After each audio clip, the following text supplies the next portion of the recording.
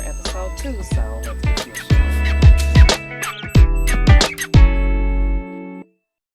show. Okay, you guys, so Tammy, Evelyn, and Shawnee are having a discussion about the conversation that had taken place with Jennifer. And first I was irritated about that because I was just like, why do you guys need to have a smaller discussion about the bigger discussion? You know, it felt kind of backstabberish to me. But then I started thinking like, okay, well, maybe these three are closer. This is a closer part of the group. You know, you have a bunch of friends and some of you are closer. And, you know, that is what we do. We go back and we discuss amongst our closer friends. So I gave them a pass. I'm just going to say that they are still too much in the sauce because, you know, Evelyn and Jen, this is a situation that really they need to work out amongst themselves. And, you know, we don't need all the extra input of everybody else. I think that's why this thing is blown up so big already. They're saying that Jen has changed, you know, in this last year or so. And that's probably fair to say. I mean, she went through a divorce and she's going through a lot of life changes. They say that she's different around her other bunch of friends. And this also happens. Like, you know, I'm not saying that that's bad or good, but a lot of times when you have friends that you associate with a certain time in your life, like the time that she's going through this divorce with Eric,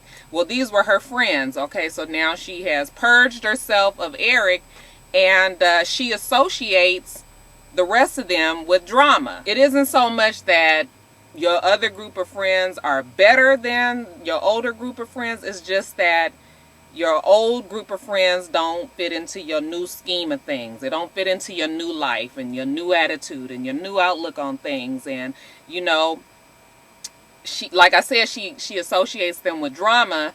And whether or not that's real or created in her mind is still, you know, it remains to be seen. I mean, I think we all know that they do have drama with them. But a lot of times you can alienate a lot of people who really care for you because you're so in the mode of not dealing with it anymore. Like, I don't want to fool with them. I'm over the drama and all that. And a lot of times you can't even see the forest because of the trees. You so busy chopping down shit. A lot of times you could actually lose a valuable friendship, you know, just because of your mindset. You know how a lot of times you'll have friends that you actually do miss, but they were a part of your life at another day and time. It's just they don't fit anymore, and it's unfortunate, but it happens. So, you know, Jen is in this mode is that I don't have time for that. I'm moving on with my life. I'm over the drama. And I have to say that she was getting on my nerves with that. Like, okay, we know that that's what you are thinking now, but I could almost see the snobbery. I hate a snob, you guys. I hate a snob. I don't know for a fact if that's what I was feeling, but something in her attitude, and again, it might just be because she's just over it, but I don't like snobby people. I don't like for people to think that they're better than somebody. I'm still not sure if that's what she thinks or not. So I'm just gonna reserve my final judgment on that until we get a little further in the episodes. I can do bougie. I can do bougie. I can't do snooty. I can't do snob. Evelyn's getting married in 6 months to xoxo. And, you know, she's meeting with her family, her mom and her sisters, to try to, you know, determine who's going to be walking her down the aisle. She said that her father has really been trying to be there for her and has been calling and contacting her and everything. And, you know, she gives him that credit. But I think that she just wants to have somebody closer to her walk her down the aisle. The mom, and I think the mom suggested her that why don't she have her brother-in-law walk her down the aisle. Her brother-in-law, I can't remember his name, but he's sick. He has cancer. And you know, we all know that cancer is a horrible disease. We've seen plenty of our friends and family waste away to nothing from it. So, you know, I could understand the emotions that she was feeling at the time. I'm not going to say nothing else about it. But the wedding might not even happen because, you know, she goes to Miami because she needs to have a discussion with Chad. Chad has a lot of running left in him still. You know, he's younger than she is. He's an athlete. He's very charismatic. You know, he has a lot of people who like him. He has a nice body. He's a good looking guy. I mean, he's got a lot of things going on that she is not okay with. Chad cheats. And I hate to break it to all you romantics out there, because, you know, we got so up in arms with what Evelyn said last night. And what she basically said was, you know, if you're going to cheat, let me know. I'd rather not be blindsided. I'd rather be prepared. I'd rather not read about it in the gossip mags and on the blogs. You know, athletes cheat. It is a given. When these women marry these athletes and entertainers, this is something that I don't care what you guys say. This is something that they have to accept with inside. Now, whether or not they're going to make it public and say that, then that's a whole nother thing. But the reality is that these men are on the road. There is pussy being thrown at them by all angles. And it is unrealistic to think that these men are out there being faithful. So yeah, Evelyn was saying what they don't say. Now, is that right? Well, who's to say? There's a lot of relationships that are open and work for them. Look at Will and Jada. I mean, that worked until it didn't work no more, right? I think that people should not be so emotional about the reality. You have to put into perspective what you want out of your relationship. Now, is she settling? Oh yeah, most definitely. Because I like to think that once you get to be a certain age, that you know what you want. You know what didn't work for you before. You know what you deserve. And you are not willing to settle for anything less. And not only that, but you're not willing to go through that again. Like, she's been involved with athletes all her life. And, you know, I know that comes with the territory. But at some point, you can't just start off a relationship like that. You can't start off a marriage ringing. It's hard enough trying to keep your relationship straight without having to introduce somebody else to your private life, especially your bedroom. But yeah, it's not unrealistic, you guys, and y'all gonna get over that. Y'all gonna get over what she said real fast, because I mean, people do it. Look at Jen. Jen started her marriage off with Eric in that way, and but you see how that also turned out, right? Deep sea diving in a glass of lemon drop martini. Royce is trying to get it together. She wants to act, she wants to sing, she wants to dance. She's in New York City, so why not try her hand? Now, I know we done been around for 4 seasons, and I don't really remember her saying in the earlier seasons that she wanted to act. I mean, it seemed like that just came from last season, but I might be wrong, and I know you guys gonna correct me if I am. She gets an audition for this play that she really wants, and she's not too bad. I mean, you know, she ain't fixing to win no damn Golden Globe or nothing. She ain't no Viola Davis, that's for sure. But you know, whatever. She does the thing, and she finds out later on from her publicist that she got the part, and she's happy. But she tells her publicist that you know, her and her dad are really having a hard time because the dad is really kind of over Royce and her ways that she runs her life, chooses her men, and carries out things that are detrimental to her lifestyle, I guess. You know, we all know that Royce wants to be loved. Like, she has all of the seasons been after one guy, after the next, after the next, after the next, and none of them been right. She's seeing a football player right now. I don't really know too much about him.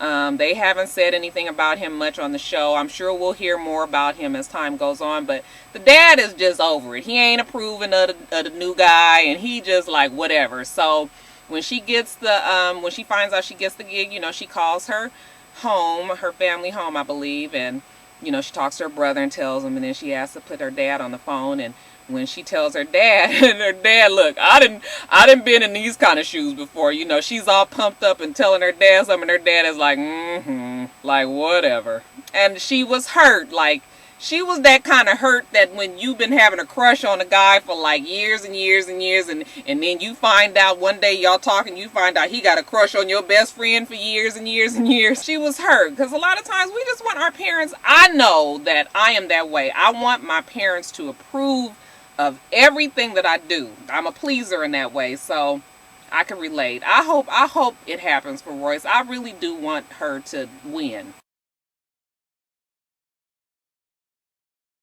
Y'all, Kenya a little off. I hate judging people from the beginning, but Why have you been married to a baller all this time? Your wig look like that. Like, I need her to do something with her hair. I'm sorry. It's just entirely too many ways to make yourself look decent. If you got that kind of money, damn it, that head needs to be together. That's all I'm saying, y'all. But anyway, they seem to think that she's crazy. It's because she does YouTube videos. Of course, I'm going to be biased against that. Like, you make YouTube videos. I'm 41 years old. Am I not supposed to make videos because I've gotten to be a certain age? No. YouTube, for many of you guys who don't, always go on YouTube, YouTube is like college. For real. You learn so much on YouTube. It's so, whatever you need in life to find out about. They even have surgeries on there. I mean, they have everything on YouTube for you to find out and research. So I'm a big YouTube fan. I mean, it's a wonderful way to promote yourself for free and maybe turn, this opportunity into other avenues. So absolutely no problem with YouTube videos. So if the girl want to put up, these possessed, half lunatic, offbeat dancing, sort of bootleg Beyonce, ring the alarm type videos on YouTube, then that's what she should be able to do, right? It's her option. It's her right. But the fact that I see some offness in her, this is what I kind of feel. She's not realistic about her craft. She seems to have a team of yes men that's really just going along for the ride. And, they try to go scout out a location for her video. And, I mean, you in New York City. I mean, the shit is expensive. So they go to the swankiest club in New York and think that they fixing to get a deal. Well, listen, those white people don't give a goddamn about the fact that you're going basketball wise. Now, who's paying for this club and the time that we going to be letting you use it? You up here in this damn $2 for $4 Hawaiian Punch budget, and a motherfucker want $1,000 champagne quality video. It's just not going to happen. And Keisha's trying to tell her, like, you cannot be serious thinking that you're going to be cutting your budget, which you don't even really have. You don't know what you're going to be wearing. You don't know what your budget is going to be. You got a team of people. It's like, what the fuck are they around for? And Keisha's just like, listen, I can't be a part of some bullshit. And I don't blame her. Like, I'm not fixing to put my name on some bullshit. By the way, y'all, I couldn't pick up Keisha's accent. Now, y'all kept telling me that she was country. I just could not hear it. What is wrong with me? Am I like, have I been in Atlanta too long? I know she don't sound like people in College Park. They say over there. I can't even say it. Over there. Over there. Where is she over there? I can't even say it. I need to get my daughter to do it for y'all. She got it perfect.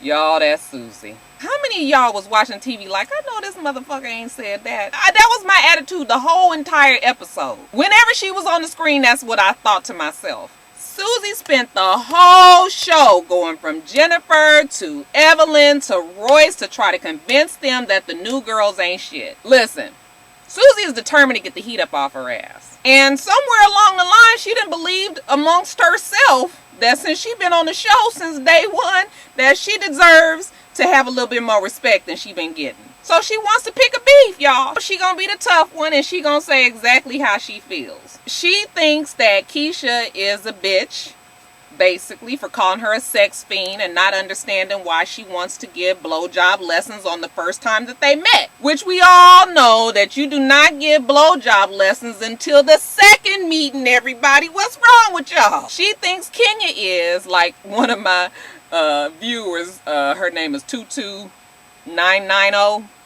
She calls Kenya a nutty nigger. And that shit is funny to me. She thinks that Kenya is El Pollo Loco because she puts up YouTube videos of her craft. Anyway, Susie can't see the reason that she does these videos. Susie, you stupid ass, brown nosing, no backbone having, thin ass motherfucking hair, covering up that motherfucking lips, but I can still hear it as biatch. Kenya has a motherfucking life. Whether you agree with it or not has absolutely no bearing on her life. She is doing her. She gives a fuck about what you think about what she's doing on YouTube. If you wasn't so far up Evelyn and Shawnee's and Jennifer's ass, then maybe you will get you some motherfucking business as well. Instead, you want to down somebody because they not doing what you doing? What is wrong with you? And anyway.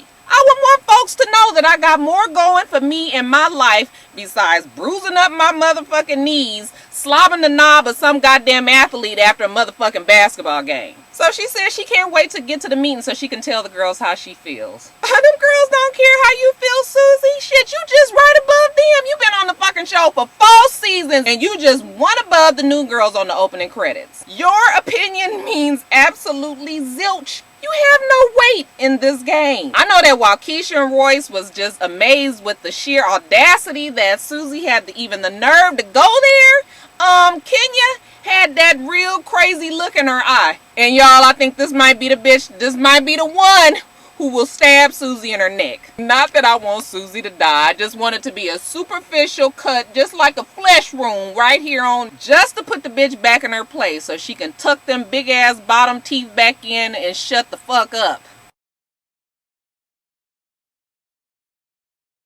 Alright, you guys, so that's it. I kept on saying I was going to do this shout out for those guys, and I've been forgetting the last couple of videos, so I wanted to do it today. Their YouTube page is Clone Identity, and they are twin brothers from, was it Trinidad and Tobago? I'm sorry if that's not right. But anyway, you guys go check out their YouTube page. They sing, they ain't got no clothes on, you know, they chest and pants down real low.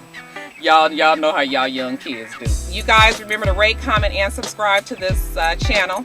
I'm itsrox. The channel's for itsrox. Everything else I'm involved in will be in the bottom bar below, okay? So that's it. I hope that you guys have a wonderful, wonderful rest of your day, and I plan on doing the same. Until next time, Roxstars. Bye.